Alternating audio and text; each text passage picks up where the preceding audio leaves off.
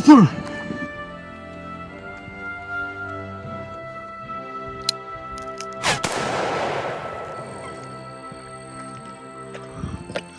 John, I'm not gonna make it. Keep pushing, Arthur! Come on, let's go! Nope. I've been pushing long enough. Come on, Arthur, not now! We ain't gonna make it! No. We ain't both gonna make it. I'll hold him off.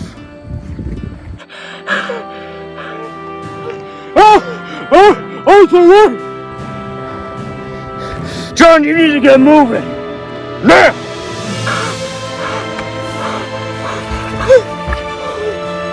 Arthur, look! Arthur! Huh? Don't forget your Winchester 1894 repeater rifle. Oh, thanks, John. We're ready now. Ha ha! Get him, Arthur.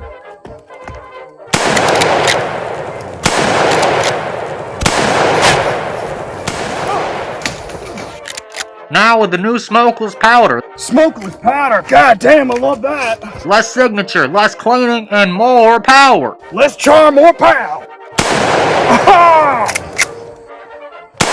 Perfect for those pesky bandits and robbers. Yeah! See, this right here is what I need for self-defense. This won't get monetized. Now in concealable carbine length. There it is. Winchester does not condone homicide or any form of illegal or immoral violence. This is not actually affiliated with Winchester or any of its products. Side effects may include hearing loss, lead poisoning, gangrene, catastrophic organ failure, blood loss, and being an absolute god on the battlefield. Well, well. Look what we have here.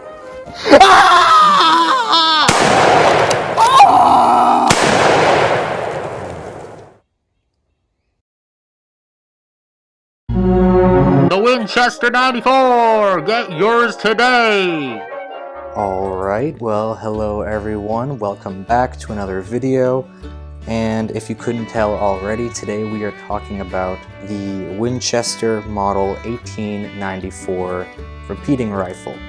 This is one of the best-selling guns in American history. It is a staple of American history. It's awesome, it's really cool, it's really fun, and we have one here today for you to talk about. So yeah, let's just get right into it. First, let's talk about the history of lever actions generally. Lever actions really start in the mid-1800s. Before that, pretty much every firearm was one shot per barrel, and sometimes people would put on a bunch of different barrels on their gun to try to make up for the fact that they could only shoot once per barrel. So this starts to change a little bit in the mid-1800s.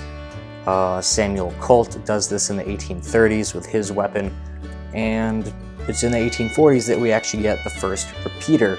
And it's interesting because the start of repeaters generally actually follows a corporate history that is more or less consistent, and it's really a direct family tree from the first repeaters all the way to this guy right here and even a little bit beyond. Starts in 1848 in Connecticut and Vermont. Pretty much there's this gun, goes through a couple different stages, couple different names, and it's generally called something like the Hunt repeater or the Volition repeater or the Jennings repeater or the Smith-Jennings repeater. Pretty much that gun went through, again, a little bit of an evolution. They used this thing called rocket ball ammo. Pretty much that was just a slug, and the bottom of the slug was hollowed out, and then in that hollowed out area there was gunpowder put in there, and it was corked off at the end with a little hole. Later versions would have a primer, but earlier versions didn't have a primer, and it was just the powder and ball in one thing, and the charge had to be separate. So that's how the first of those repeaters worked, the Volition repeater, whatever you want to call it. And it went through a couple different stages and involves three main engineers. But long story short, Hunt with the Volition rifle, the earliest version, pretty much pioneers the use of a magazine tube underneath the barrel. Jennings pioneers a system that essentially feeds in the mercury fulminate in order to set off the rocket ball rounds. And Smith Horace Smith, who is actually the Smith from Smith & Wesson, ends up actually designing the lever action. And so from pretty much the Smith-Jennings rifle, 1849 right about on, you have the birth of what is the lever action. Pretty much there is a magazine tube underneath the barrel, and that's where your ammo is. And in order to move your ammo from here to the barrel, there is an elevator that is actuated by a lever, and that seats the next round. Pow, gun goes off, and then you repeat the process over and over again. So that's 1848, 1849 is when that hodgepodge of a gun starts. Does not work very well.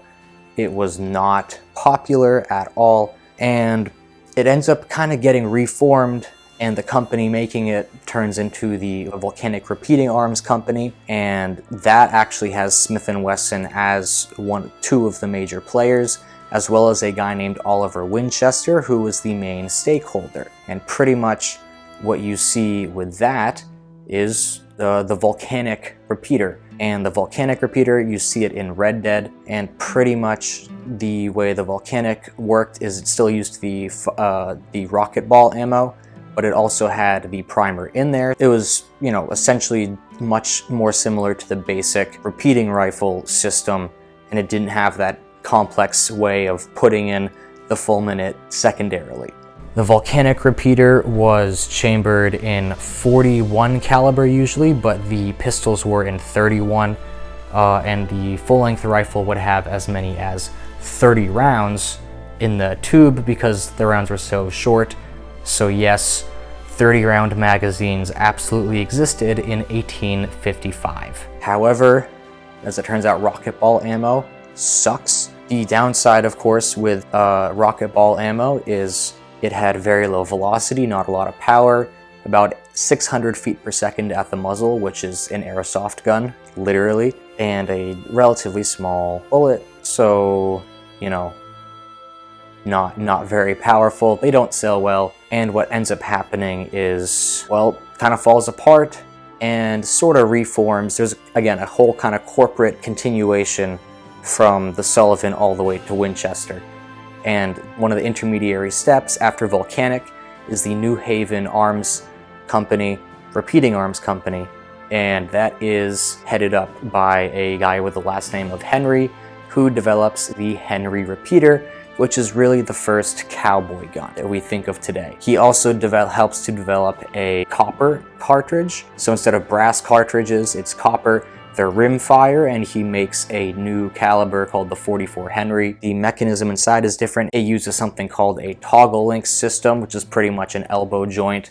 It pretty much does this when it repeats, and it does that to lock when, you know, you're firing, and then working the lever kind of does that. And it's stable enough for kind of pistol rounds, which is what the 44 Henry was. A lot of these early guns are chambered in pistol rounds because they're small, you don't need as much strength in your gun to be able to handle those, and you can use the same rounds as your pistol, which is great for logistics.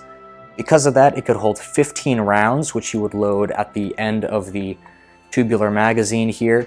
However, it did have some shortcomings. It was rimfire. It had 2 firing pins to maximize the likelihood that it would work, but still rimfire guns were relatively unreliable. Additionally, the opening system on the tube could be susceptible to rust. There was an open area here where the spring and follower would move as your shots counted down, and if you were holding it up here, of course, you would have to move your hand so the follower didn't stop moving. And those are a bunch of reasons actually why the US military didn't adopt the Henry during the Civil War, because it was in some ways unreliable, especially in adverse conditions.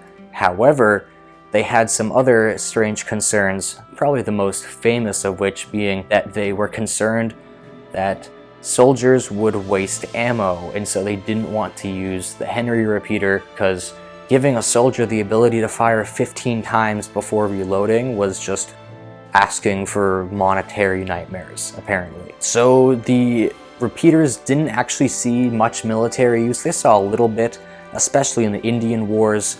Native American tribes would often use repeaters. The Battle of Little Bighorn is a great example of when this was actually used to great effect over breech loaders and slower firing rifles and stuff like that. But as these things often go, the New Haven Repeating Arms Company and Henry were mad at Winchester because they kind of contracted with Winchester. He felt he should have been making more money off of their deal, and he essentially tried to get the government to force Winchester out of the deal. It went the other way. Winchester ends up forcing Henry out, and he reconsolidates New Haven into the new company Winchester.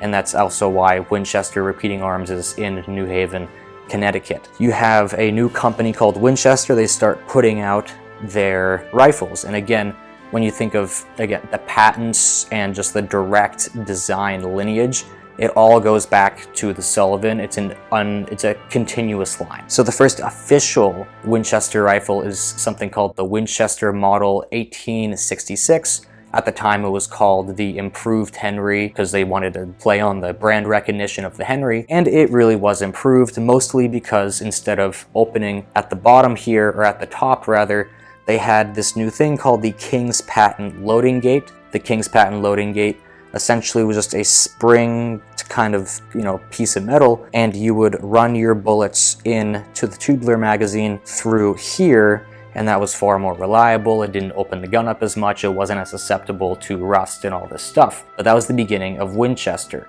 and just 7 years later, they would come out with one of their greatest hits, the Winchester 1873. That is generally known as the gun that won the West. That was a little different from the 66 in that it used center fire cartridges, which were more reliable, and it was also extremely customizable. The 66 had some customization, but the 73 had way more customization. You could get your guns with a pistol grip or not a pistol grip, or with a flat stock, or with a concave stock, or with maple wood or hazel or whatever wood you wanted, with any pattern. You could get gold gilding. You could get a bunch of different calibers.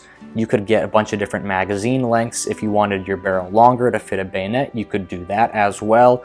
Different sights, different everything. So, you think in Red Dead how you can customize your gun, and you can do that even more in 1870s America with Winchester. Most of these guns tend to come in three main sizes: carbine, rifle, and musket. Musket just being a longer version.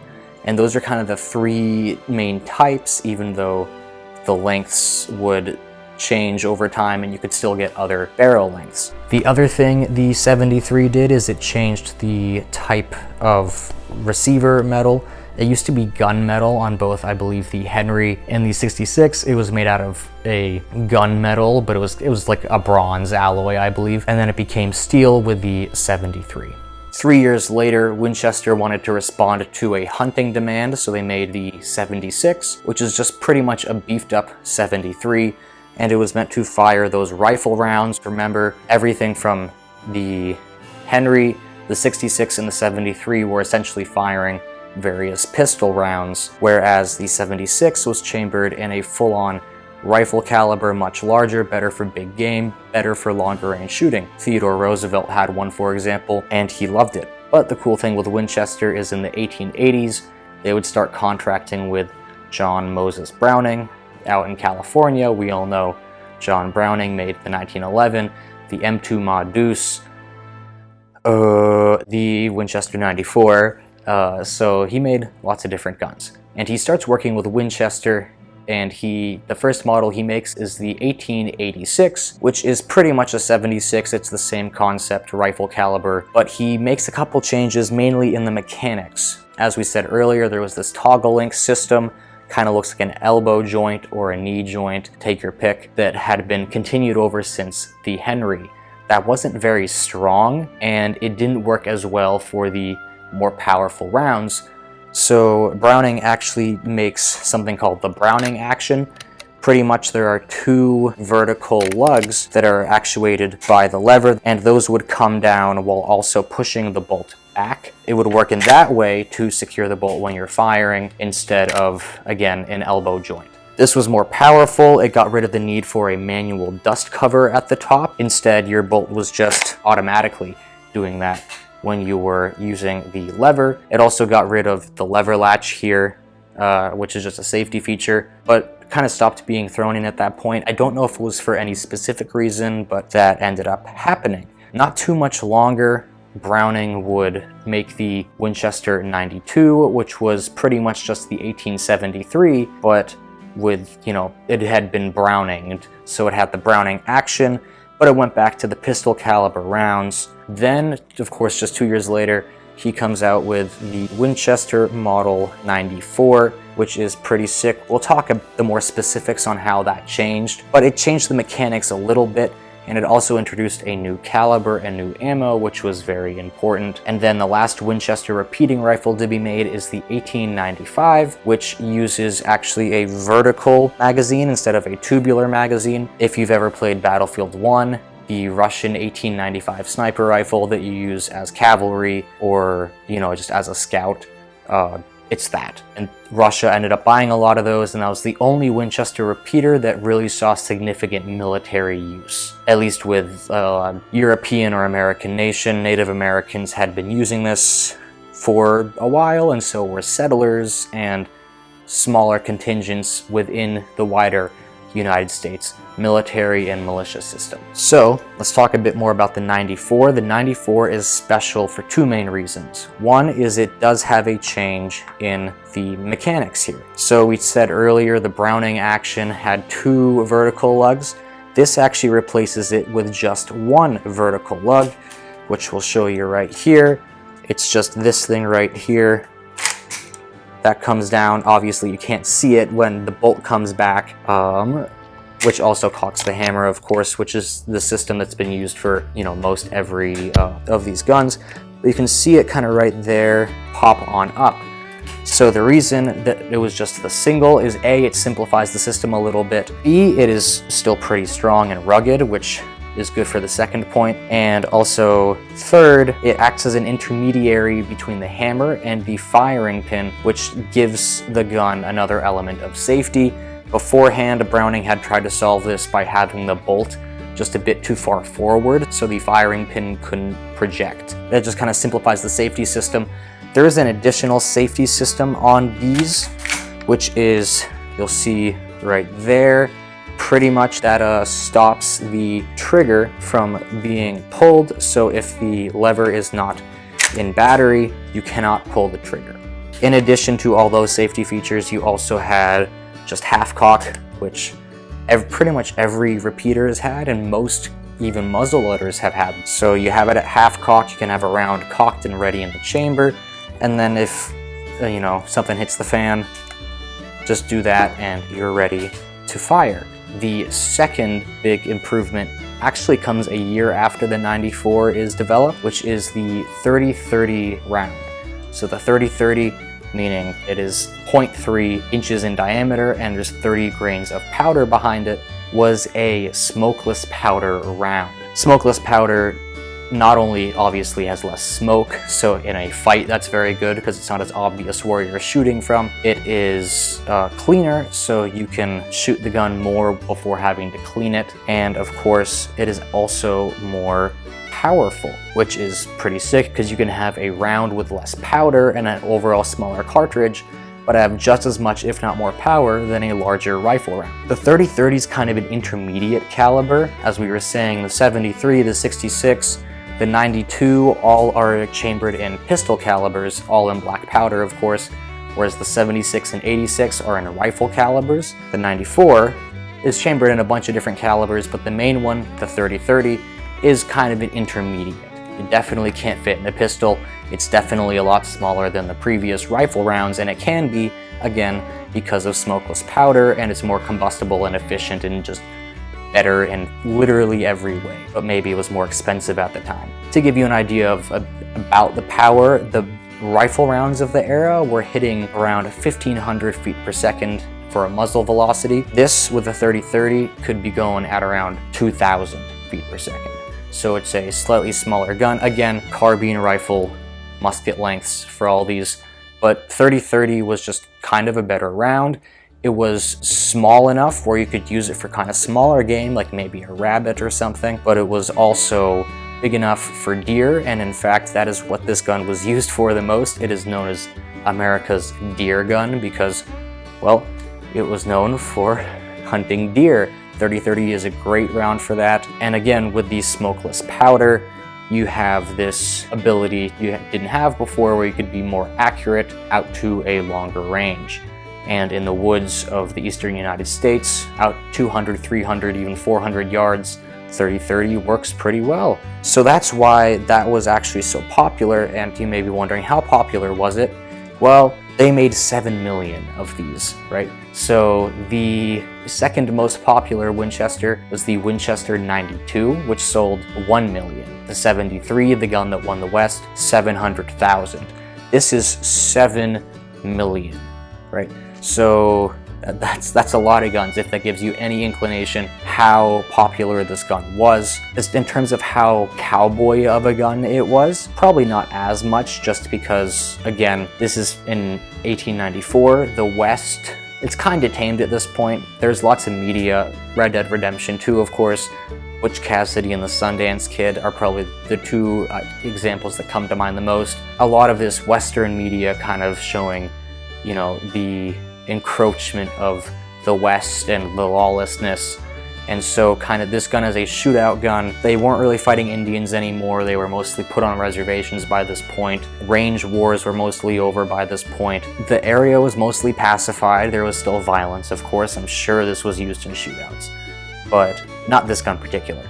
But, you know, I'm sure 94s are used in shootouts, but they were not the frontiersman gun as we might think of older lever actions being. All that being said, the 94 did have some development of its own through its history. They were made from 1894 to 2006, so, you know, what, 110 years? That's a long time. The first 94s were black powder only.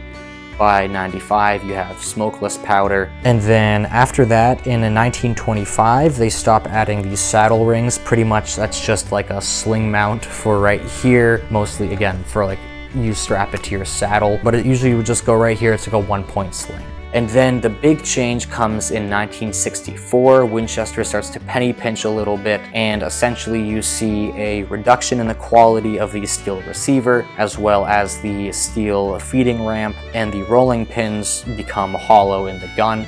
Technically, it was as structurally sound and safe, but it felt a lot cheaper. It didn't respond well to bluing, and people were like, "This sucks." So as a result, if you go online now and try to find a Winchester, they'll usually be split into pre-64 and post-64 guns, with pre-64 fetching a much higher price.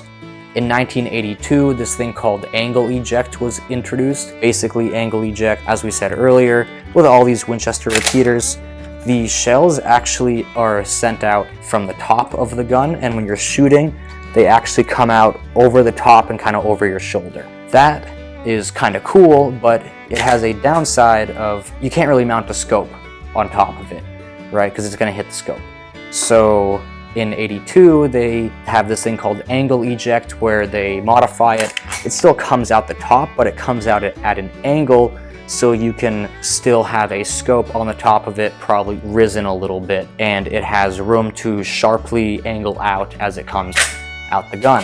In 1992, Winchester actually went bankrupt. F.N. Hurstel, who also has a lot of the rights to other Browning designs, takes over, and they start CNCing, machining the guns, and they add an external safety for international sales purposes. And they stop being produced in 2006, but they've kind of restarted it a couple different times. You can go on the Winchester website right now and you can, you know, click on the gun you want and find a dealer and all that kind of stuff. So a little bit about this gun. This gun is made in 1951. You can look up the serial numbers online. So this is a pre-64. It has a billet steel receiver. It's not a stamped feed ramp, and it has solid rolling pins. In terms of the general specs, this is a 20-inch barrel. It is a carbine, and it can hold 7 rounds in the gun. It is not, however, chambered in 30-30. It is chambered in 32 special. .32 Special was another caliber that this gun came in. I think it's the only gun that fires .32 Special. This starts in 1902. The reason it was invented, a couple reasons. One, it was like a larger round, so it theoretically has more stopping power. Also, larger rounds are better for black powder, and while they would usually still come in smokeless powder, people would reload their ammunition, and when you reload the ammunition, it's usually cheaper to use black powder, and a larger bore bullet allows, essentially, it's not as much of a hassle to clean your gun. That became kind of a thing. You could reload it with black powder, and it was theoretically more powerful when you used smokeless powder than the 30-30. However, it is not as common. About 70% of all the Winchesters made were with 30-30. So as a result, .32 Special is pretty expensive right now. The cheapest I could find is 40 bucks for a box of 20. So as a result, sadly, there is no shooting for this video. I have shot this gun before. It is an absolute blast. I've only shot it out to 100 yards. You can hit like a chest-sized target out to there, no problem.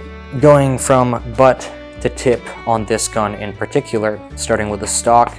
The stock is mostly in good condition. It's got some staining here, got some scratches here and there, and it is made out of walnut, so is the foregrip. It's a laminate, but it's still real wood. It's kind of the primary wood that gun makers would use for stocks. It is a flat back, so it's not concave or anything like that. It's also not pistol gripped, so this is a pretty standard stock design.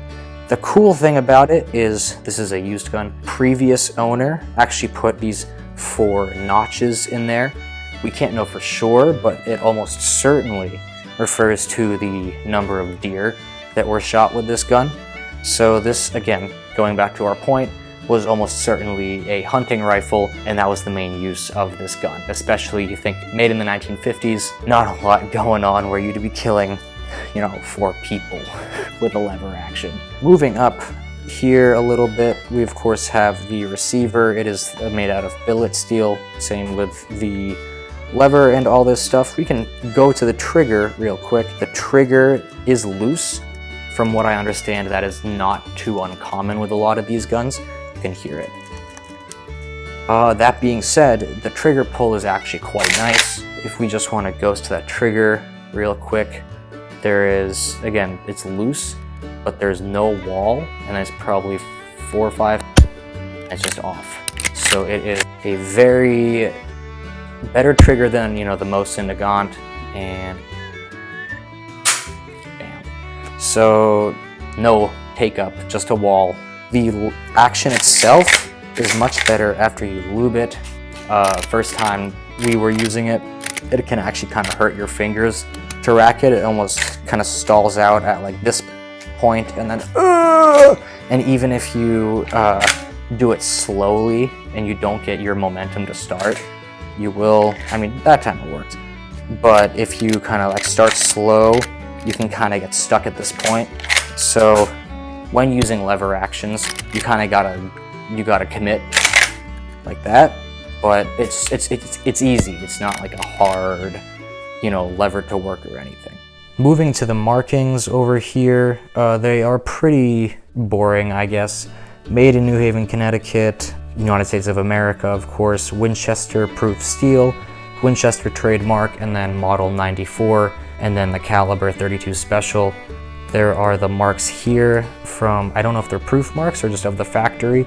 There's also a mark right above the trigger, and there is, of course, the serial number at the bottom of the receiver. Earlier versions would have this stuff on the tang and all that. Moving forward from the receiver a bit, you can see that the barrel and the mag tube used to be blued.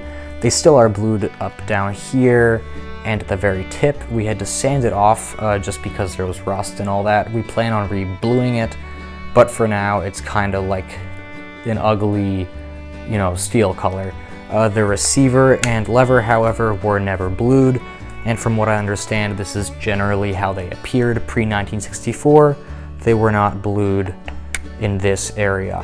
Here, the sight, it is a bullhorn sight. They are adjustable.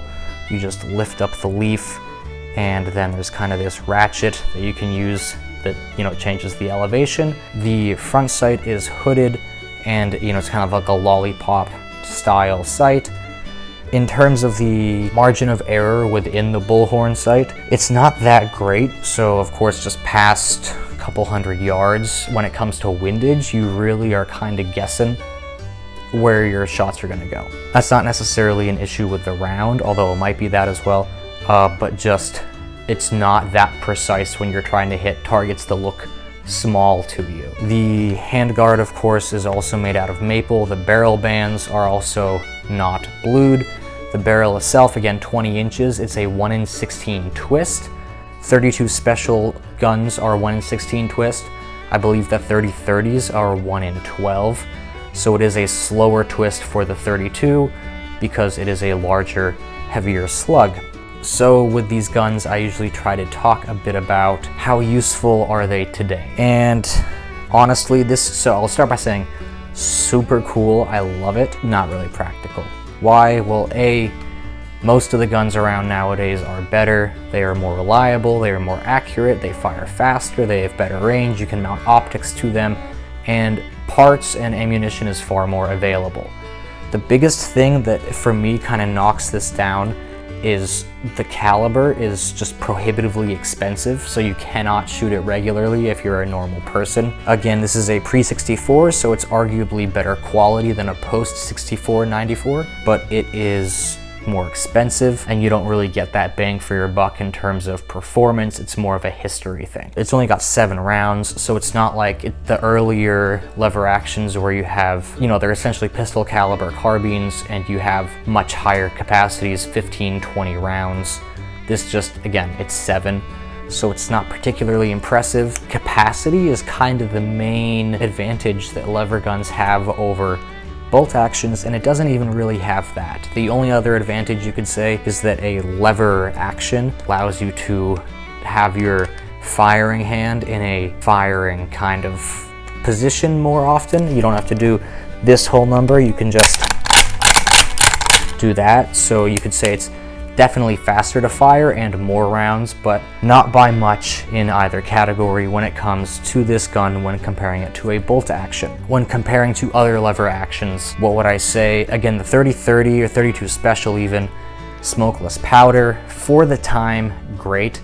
Nowadays, go with a reproduction. I think if you're going for functionality. Of course, most of these older lever action guns are not made anymore, and when they are made, they are reproductions, usually licensed, sometimes by Winchester, but oftentimes by another company. They're usually rechambered in a modern caliber like 45 Colt or something like that. So still kind of a pistol round, but not the original black powder, obviously. The older ones that are rimfire are almost always center fire now. They are better guns objectively, but they're not historically accurate. Still, can I think of a niche that this would be good in? Here's what I would say. Self-defense is probably the best reason to have a lever action. If you are in an area where it is prohibitive what kind of weapons you can own, a lever action, especially chambered in pistol caliber, this may be a bit strong, but a lever action chambered in pistol caliber is probably a great idea because it's still got decent stopping power and you can fire pretty fast and you have great capacity. This loses out on the capacity and it would probably over-penetrate a little bit, but it's not a half bad, you know, self-protection gun, you know, compared to like a shotgun or something. I think that is kind of up to you. Personally, I'm far more comfortable with rifles than I am with shotguns, so I would probably be a bit more comfortable with this. This is going to be good enough, right? A shotgun is going to be more powerful, but it's going to be this would be good enough. Or maybe something like there's 5 deer in your backyard and you have to shoot them really quick. An AR may be a little underpowered for that, or you have to be too precise with an AR. This, you can kind of use a more conventional method of shooting a deer, you know, into the chest area. Maybe that too. But lever guns, super cool. This gun is really cool. Kind of a gimmick, but still super fun. I love it. So that's it for this video, everyone. Hope you enjoyed. Let me know what you think about the Winchester Model 94. Love it, hate it. I love this gun. It's just ammo and all that makes it prohibitively expensive to shoot, but it is so fun to shoot. Remember to like, comment, subscribe, hit the notification bell, follow me on Instagram, Twitter. Let me know what you would like to see next. I think I can get my hands on a Winchester 97 shotgun. Of course, a couple AKs, maybe an SKS, you know, just cheap stuff you could find at a gun store. I love making these videos. I am just over 1,000 subscribers now, so excited for that. But yeah, thank you so much. Have a great day, and bye-bye.